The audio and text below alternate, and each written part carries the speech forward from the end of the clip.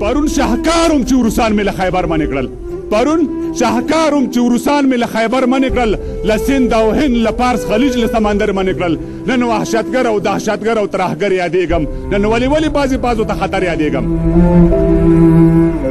استاد قسم وي په انجیل او په پادریانو باندې او بیا دې قسم په کلیسا او سامریانو باندې چې تا شینډن بمبارولو په دې نه پوهېدې چې تا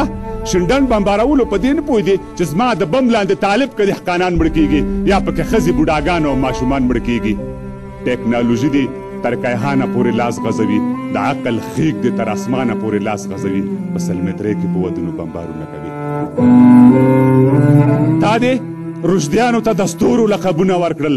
زمنګ پر توحید دې د سرو زرو مډالونه ورکړل او د شاپسي تر څنګ د نوي پلانونه ورکړل او زما عمر او ګلبدین ته وحشتګر وایي زما ملا او سپین پټکي ته بنیادګر وایي احمد شاه خان او اکبر خان ته یرغلګر وایي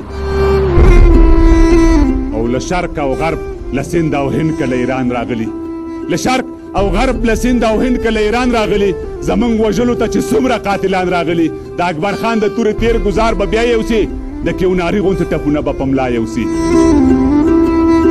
وایي چې ښاغلیه ستا هم د ړانده مزایل سترګې نشته